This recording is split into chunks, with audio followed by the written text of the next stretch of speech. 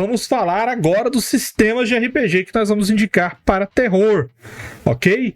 Então, eu vou passá-los aqui. O primeiro vai ser meu, eu vou falar muito rapidinho por que eu gosto dele e por que é bom de usar para terror. Eu já falei dele. 316, Carnificina Entre as Estrelas. Eu já falei dele algumas vezes aqui. Ele é um livretinho bem pequenininho. Ele tem regras bem simples.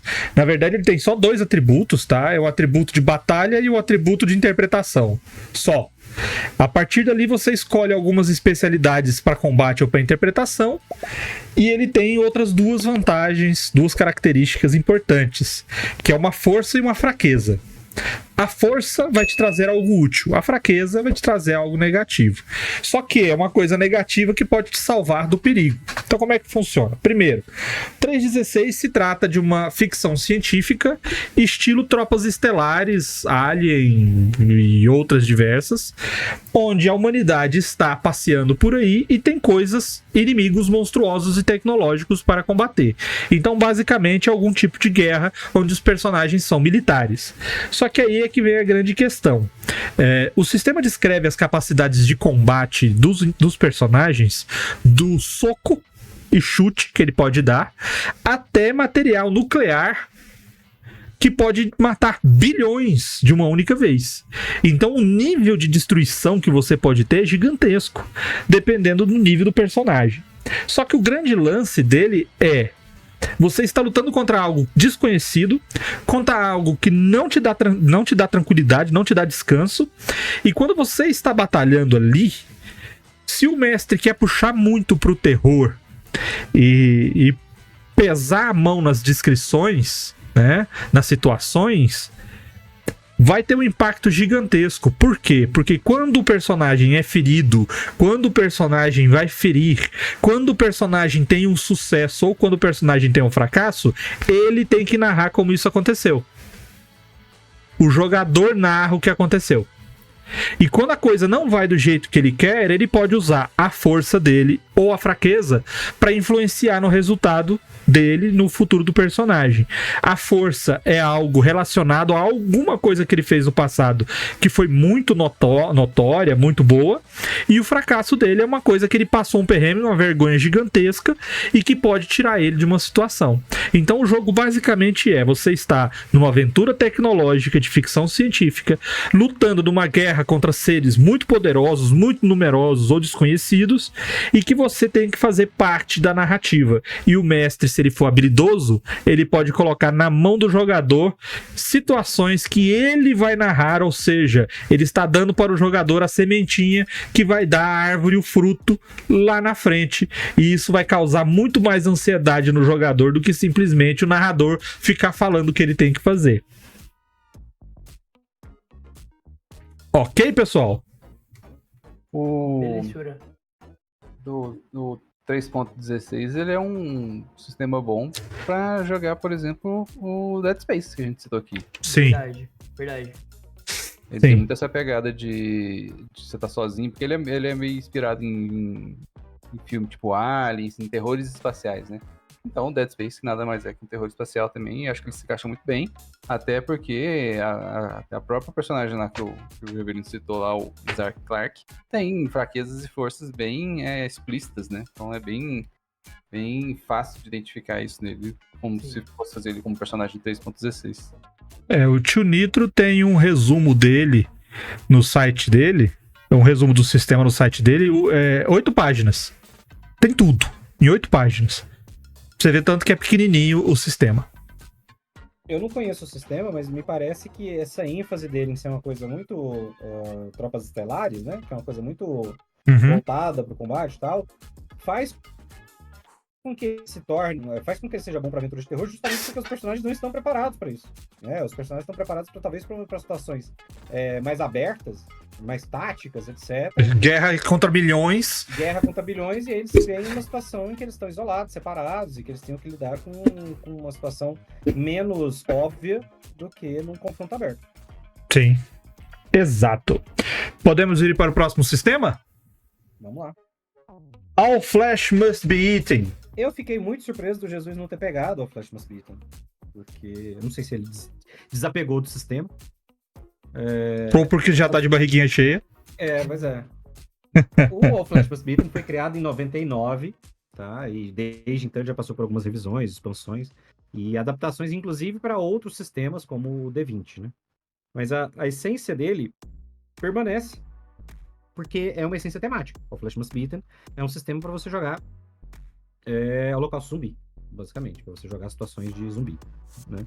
O livro básico, ele é focado, ele é mais voltado para aventuras modernas, né? Em momentos contemporâneos.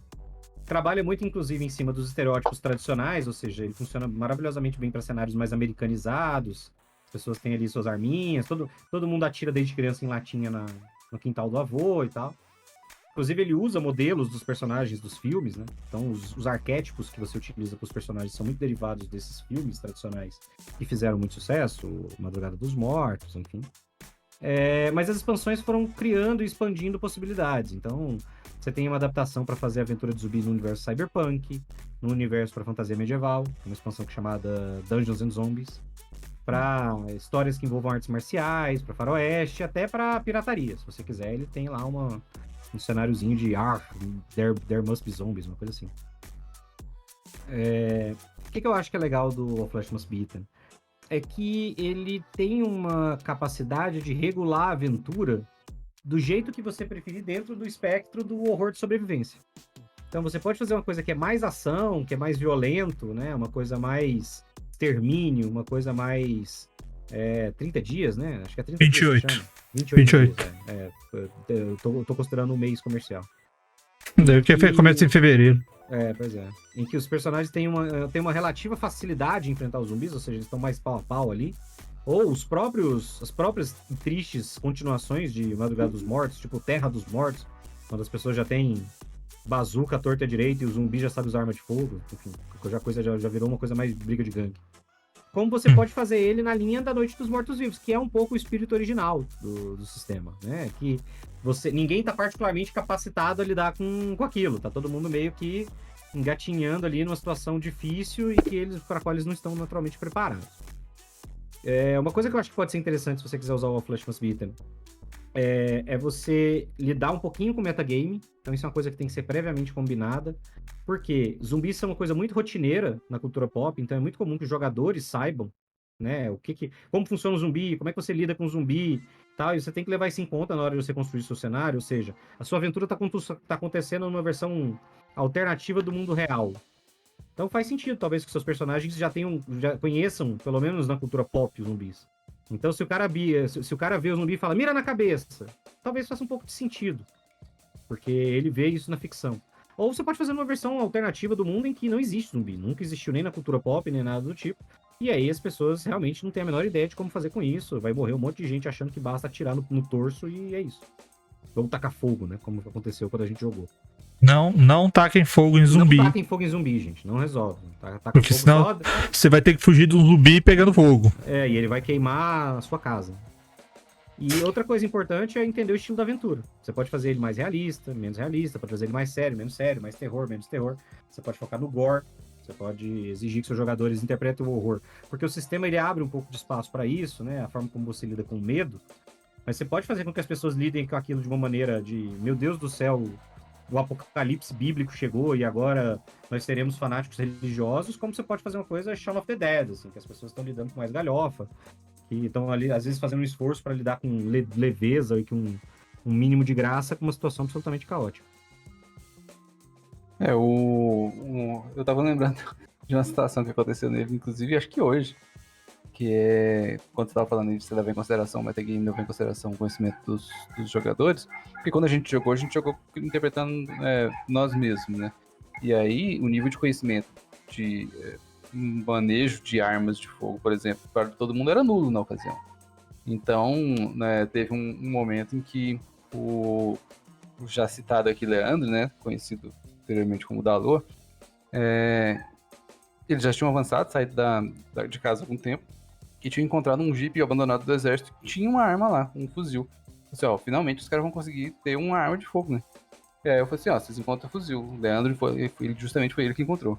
Ele, um fuzil? Aí ele foi e fez o gesto, tá, vou dar uma checada. Tipo, fez o gesto como se ele estivesse, tipo, arrumando todo o fuzil. Então, cara, joga um dado aí, né? Você nunca mexeu numa arma na sua vida. Como que você vai saber como é que você arma um fuzil, como é que você... É videogame, sabe? E ele jogou o dado e tirou uma falha crítica. Aí eu falei, então, você desmontou o fuzil e você não sabe montar de volta, porque você nunca mexeu no fuzil na sua vida. Então eles tinham acabado de encontrar a primeira arma de fogo da história pra eles, e eles acabaram de inutilizar a arma de fogo que ele tinha acabado de encontrar, porque tinha zero conhecimento. Isso sem contar que questão narrativa até a questão narrativa de arma de fogo em zumbi poderia... Vê se der certo. Alguém que já jogou Project Zomboid, por exemplo? Sim, agora você chama 1.200 zumbis no redor, né? Eu vou matar um aqui. Céus. Mas Mentira. o coitado do Leandro sofreu muito porque na hora de fazer a ficha, ele teve um excesso de pontos. Porque a gente observou, a gente tava fazendo as fichas de nós mesmos, né? E aí o sistema, você tem lá uma pontuação por habilidade, e você tem um número X de pontos de acordo com o nível do personagem. A gente pegou o nível de pontos inicial. E a gente não conseguia gastar todos os pontos, assim. Ele considerava que ele não tinha habilidades do mundo real suficientes para gastar. E aí a gente enfiou um videogames nível 3, assim. Era como se ele fosse campeão mundial de LoL, sabe? Que era uma forma de gastar os pontos, e ele virou um AIS do volante. Eu lembro que isso aí, pelo menos, ele fez, mas é porque ele tinha histórico, realmente, de correr com carro pela cidade. De atleta, ele tinha histórico de atleta. Histórico de atleta ao volante, a gente achou que esse aí, pelo menos, era um pouco mais honesto. Vamos seguir, vamos para o próximo sistema. E eu já vou pedir... Aqui, coitado. Eu já vou pedir desculpa, e a pessoa vai se identificar e vai saber o porquê que eu estou pedindo desculpa, mas é porque o ponto de vista aqui vai ser diferente, hein? O chamado de Cthulhu. Só que, ouva bem, não é esse 7ª edição que está sendo vendida nas lojas. Eu estou falando do chamado de Cthulhu, do Master Cook lá, do D&D, que ele fez um sistema para Call of Cthulhu. Então é o sistema D20 do chamado de Cthulhu. Por que eu estou colocando ele aqui? Porque a possibilidade de você, jogador de D&D, ter a esperança de conseguir jogar Cthulhu sem ter que aprender um novo sistema. Porque o Call of Cthulhu do D20 é idêntico ao D&D 3.0 3.5. A única diferença é que ele tem um valor de sanidade que você ganha dependendo do seu nível, e os monstros que você enfrenta pode te tirar sanidade, ele te dá dano de sanidade. Só isso. E aí, a partir do momento em que você vai perdendo sanidade, tem umas doenças da mente lá, umas esquizofrenias loucas lá, que você pode adquirir temporariamente ou permanentemente. Então, qual que é o grande lance? O grande lance é, ele traz ficha igualzinha do D&D 3.0, com todas as características e perícias, só que atualizada para modernidade.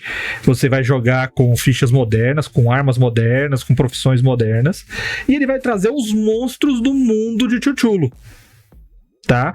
Então, tirando o Cthulhu, que não está lá, porque ele é invencível, tá? Você tem várias criaturas aí da mitologia, e ele gasta grande parte do tempo dele explicando como é o cenário de Cthulhu e quais são as criaturas e magias do mundo de Cthulhu. Então, qual que é o lance que eu vou trazer? Primeiro, eu vou mostrar aqui esse Shoggoth aqui. Ele é do Cthulhu, do livro, do Call of Cthulhu, nível 21 de desafio, é uma das criaturas mais poderosas. E aí eu já vou dar a chave que é, mas eu não vou achar esse livro em inglês para jogar. Jogue com o D&D. Quais criaturas você pode usar do D&D para botar terror na sua campanha? Tem o Shun, nível 4 de desafio. Tem o Duplo, que é o Doppelganger, de nível 3. Tem o Ettercap de nível 2, tem o Grell de nível 3, que é uma criatura sinistríssima, que é um cérebro com bico e tentáculos. Além disso, você tem outras criaturas que você pode usar para jogar histórias de terror baseadas em Cthulhu. Fungos, gosmas, o Grick, Limo, Manto Negro, Remoraz, Stige, o Shorn e várias outras criaturas que vão fazer uma campanha de aventura de terror bem dinâmica, porque ao contrário das histórias cthulhianas, esse sistema D20, ele dá pouca ênfase na investigação, ele dá muita ênfase na ação e na aventura de terror. Por isso que vai diferenciar bastante do outro sistema que a gente vai falar, que eu já vou para ele direto. que é Não, o peraí. Peraí. Fala aí, então. Peraí, porque a gente precisa comentar aqui, porque isso aqui foi um assunto tratado ontem no Forte da Manhã, que é adaptações de outros sistemas que não são nativos de terror para terror. E por que isso é uma má ideia? E aí a gente vai... Primeiro você citou que, ele é D20. Aí Sim. você falou, tipo, não, mas ele é D20? Mas aí ele adapta toda a ficha pra moderno, ele adapta todos os monstros pra moderno, ele adapta todos os itens pra moderno. Eu falei, peraí, já não é mais... Ele é só um D20 modern, né? Ele já não é mais D&D. Não, mas aí você pode jogar como D&D. Você pode jogar como D&D como? Só colocar alguns monstros. Só que toda a ambientação e a premissa do jogo, ela muda completamente. Porque uma coisa é você ser um detetive da década de 20 com uma pistola 38 enfrentando monstros cósmicos. Outra coisa é você ser um clérigo do 18º nível dando magia em monstros cósmicos. Você tá quase que lutando de igual para igual. Esse aqui é o grande problema de se fazer adaptações de sistemas pra... eu quero jogar um terror aqui com um D&D, que não é um sistema feito propriamente para terror. Ele existe cenários de terror, tipo Curse of Strahd? Existe. Mas a premissa lá não é aterrorizar, é um cenário com terror. Ele não é um cenário pra te aterrorizar. Porque ali, o D&D é um jogo de heróis. É um jogo onde todo mundo é super. Não existe um contexto no D&D em que os jogadores ou os personagens vão falar, tipo, não, isso aqui é muito perigoso, vamos embora. Eu falo, não, eu tô com medo disso aqui, vamos embora.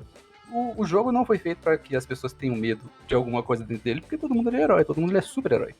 Então, tem essa problemática de você querer adaptar por causa disso. É claro que tem esse grande benefício que você falou, que não quero aprender um sistema novo para poder jogar um one-shot que eu quero fazer de terror no Dia das Bruxas.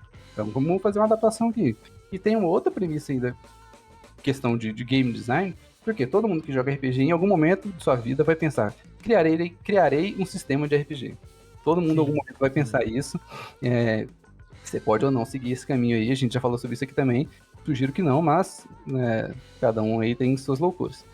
E isso é um bom exercício para alguém que quer desenvolver um sistema. Você fazer uma adaptação de alguma maneira, tal qual o Monte Cook fez, uma adaptação, e aí muito grande em cima do D&D, tipo, vou pegar aqui o sistema de D&D que é um D20 System e vou trocar tudo dele para poder se adequar à temática que eu quero abordar. Então faz um pouco mais de sentido.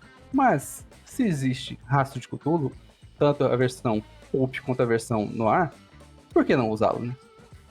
Also fucking Monte Cook, né? Quando ele lançou o Call of Cthulhu adaptado do D20, ele já tava trabalhando com D&D desde a época da D&D. Começou a trabalhar na década de 90. Eu tenho uma divergênciazinha leve do Luiz nesse sentido, eu acho que o Marcelo vai poder falar melhor do que isso, porque eu acho que ele é até mais defensivo do que eu do D&D nesse sentido. Mas a gente jogou uma aventura de terror em D&D, e com todas as restrições que o Luiz faça, eu acho que há um contexto em que você consegue usar o sistema do D&D de maneira satisfatória para isso, que é nível baixo. O grande problema do D&D é que você escala muito rápido de poder e você fica... Dragon Ball. Você fica rapidamente muito poderoso. De fato, dali a pouco você tá olhando pro Shoggoth e falando, não, Shoggoth é nível de desafio 10, Shoggoth qualquer 4 personagens nível 7 peita. Mas quando você é nível 1, você é basicamente um mago de Call of Cthulhu. Se você for um mago no D&D de primeiro nível, você tem virtualmente a mesma capacidade mágica de um mago dentro do Call of Cthulhu, ou do Rastro de Cthulhu. Por quê? Porque a magia é uma coisa difícil, rara, e que você tem que usar com algum cuidado, porque ela pode ter implicações difíceis. É mais ou menos isso que acontece. Então, assim, você não pode contar com isso com grande velocidade. Então, assim, se você joga uma aventura de terror no D&D no primeiro nível, e você tem um guerreiro, um clérigo e um ladino, você tá jogando mais ou menos no mesmo nível de poder de você jogar uma aventura de Call of Cthulhu com um soldado, um aprendiz, um ocultista e um jornalista. E um jornalista. Ou um hobo, por exemplo, igual que é um antecedente do Rastro de Cthulhu. Então, num nível inicial, o poder é suficiente para que a dinâmica de terror aconteça. E aí eu falo por experiência própria. A gente jogou a aventura do Condado de Krahenstein, que era uma aventura pronta de Ravenloft, não é isso? Ravenloft? Sim, Ravenloft. Como Ravenloft, né? Que são mais puxados pra estética do terror e pra temática. Exatamente, E eu senti uma ambientação de terror e eu senti em vários momentos a impotência do meu personagem, que era um fator de terror. Eu sentia medo pelo meu personagem. Meu personagem tinha medo, ele estava enfrentando desafios mais poderosos do que o dele. Foi um pouco do que a gente falou sobre a adaptação de D&D. Se você estiver enfrentando desafios que são claramente muito mais poderosos do que o seu personagem, mesmo no D&D, você tem um componente de medo, que é inerente ao terror, que também influencia, que também ajuda a compor um cenário interessante. Ou se você não conseguir enfrentar. Então agora eu vou me defender do ataque do Baal. Não, isso aqui é pra gente, que a gente vai chegar no clímax do Papo de Mestre agora, então a gente dá aquela empolgada. Porque o negócio é o seguinte... Eu também os pontos defensores em relação à opinião, eu tenho algumas coisas que eu discordo um pouco do Luiz, mas eu acho interessante no ponto dele. Então eu vou fazer pra você fechar, Jovelino. É o seguinte, o grande lance é, dá pra você fazer narrativa de todo jeito com qualquer sistema. Lógico que tem sistemas que são muito específicos e isso impede, mas quando o sistema ele é genérico, ele é geral, ele te favorece mais. No caso do Chamado de Cthulhu, ele tentou mordiscar uma nova parcela. E já existia nessa época o D20 Modern. Tem tanto o D20 Modern vitoriano, o contemporâneo e o futurista, inclusive. Então tinha vários tipos. Então o que foi feito foi um D20 para esse cenário, de acordo com todas as regras, com tudo mais que já tinha. Então não foi nada de invenção. Só que assim, o Chamado de Cthulhu, ele não foi muito bem recebido pela grande maioria dos jogadores, exatamente porque eles não estavam acostumados com a pegada narrativa do terror. Eles iam muito pra ação e pensavam assim, pô, mas se é pra ficar lá simplesmente achando o monstro e matando, eu não preciso jogar Cthulhu, eu jogo D&D. Só que a diferença não é essa, a diferença é você fazer imersão no cenário. Então quando você tem o terror, você pode fazer uma história aterrorizante de Alien, mas na verdade virar o Alien 2, em vez do Alien o Oitavo Passageiro virar Alien o Resgate, onde você tem um monte de soldado dando tiro nos bichos e matando a dúzias. Então o negócio é mais da pegada. E aí vem a questão. Marcelo falou o ponto que eu considero. Quando você pega o D&D, por exemplo, e você vai narrar, qual que é o problema de você narrar terror no D&D? As criaturas não encaixam. Tem criaturas ali que são aterrorizantes. Tem criaturas clássicas do mundo de terror. Múmia, tá ali, os limos, as gosmas, vampiros, lobisomens, tudo, zumbi, tudo de mundo de terror. Então por que não vira uma história de terror? Porque a maioria das vezes os jogadores e os mestres se apegam exatamente na característica de evoluir o personagem, ele fica muito poderoso. Então, quando você pega os personagens, eles são muito mais poderosos que os desafios, você perde essa capacidade, porque você vai pro lado da aventura e você perde um pouco do lado da narrativa. Agora, se você faz uma narrativa de terror, onde o inimigo, onde o adversário, onde o monstro, o desafio, ele é desconhecido, ele tem características que os jogadores não conhecem, você não entrega totalmente, fala assim, você viu tal coisa, mas você descreve o que ele tá vendo, ele pode não perceber e você vai criar exatamente as mesmas tensões de terror, as mesmas tensões de paranoia que você criaria numa aventura normal de terror que você fizesse em outro sistema. A diferença é a resolução de Chamado de Cthulhu D20 e do D&D vai ser na porrada. No final vai ter que ser porrada, porque o sistema é feito para isso. Foi por isso, inclusive, que eu trouxe o Chamado de Cthulhu, porque o rastro de Cthulhu que tá ali, ele tem uma pegada diferente. Ele tem uma pegada muito diferente nesse sentido. Então, se você quiser, mas eu só tenho D&D aqui, ó, amanhã é Halloween e não vai dar para eu fazer um outro sistema. Dá para você fazer com o seu D&Dzão aí medieval, sim. E dá para você fazer com um sistema muito parecido com o D&D medieval, que é o chamado de Cthulhu. Então, mas não é um jogo de cabeceira, não, cara. Dificilmente você vai ter um sistema de terror onde os personagens vão sair de nível 1 e chegar em nível 20 e você ter uma aventura de 2 anos, 3 anos seguido. Dificilmente.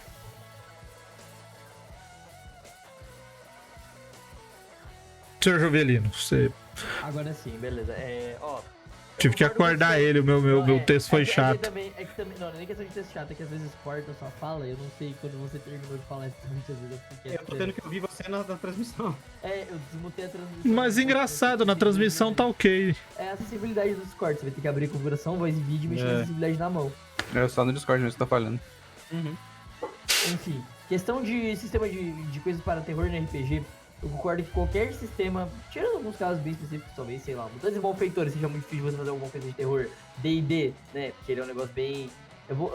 os jogadores ficam muito poderosos muito rápido, que o Salado comentou. Mas eu acho que a maioria dos sistemas você consegue introduzir, se não todos, né? Você consegue introduzir elementos de terror à narrativa que vão deixar os seus jogadores tensos. Não precisa ser uma campanha inteira de terror, por exemplo. Uma sessão inteira com elemento de terror. Às vezes um ou outro elemento de terror pode ser o bastante para uma aventura ter algum tom um pouquinho mais pesado, às vezes um tom um pouquinho mais sério, ou algum encontro de combate se tornar um pouquinho mais macabro, um pouquinho mais... ou surpreender os seus jogadores de uma forma um pouquinho mais... como eu vou dizer? Inesperada. Acho que aumentar o fator o fator surpresa das coisas. O terror, ele tem um pouco disso, ele aumenta o fator surpresa das coisas, porque você tá gerando essa tensão, que no momento que essa tensão é liberada, ela é liberada de uma forma que os jogadores vão sentir pressionados, eles vão ter que fazer alguma coisa. Como eu disse, o plot que eu vou tratar, ele vai trazer um pouco isso, que ele é um plot que ele serve tanto pra você fazer um plot totalmente de terror, com um plot que utiliza elementos de terror, por isso que ele é meio agnóstico para sistema, ele é um framework geral de plot que você pode trabalhar em cima. Mas isso aí vai pra próxima enquete. Eu poderia até concordar com vocês, mas aí nós quase estaremos errados. Mas eu Beleza. gostei do Balde que sim, quando você começa a adaptar coisa como, por exemplo, eu sou um clérigo de nível 18 tendo que enfrentar bichos cósmicos. Você tá enfrentando pau a pau, que terror tem nisso? Tem sistemas que são mais adequados, tem adaptações que são mais adequadas pra certos sistemas. E aí vem justamente do bom senso do mestre. Você pode, é o que eu falei, você pode usar a expansão do All Flesh Must Be Eaten pra jogar um jogo de zumbis na Idade Média. Você pode. Ou você pode jogar um D&D matando zumbis. Qual vai ser a diferença? Enorme. Né? Em uma você tá matando zumbis porque você é pica, no outro você tá matando zumbis porque você não tem alternativa. Você é um peão usando um sim. Se você tiver um sim. Então é questão de estilo e forma como você quer construir sua narrativa. Exatamente.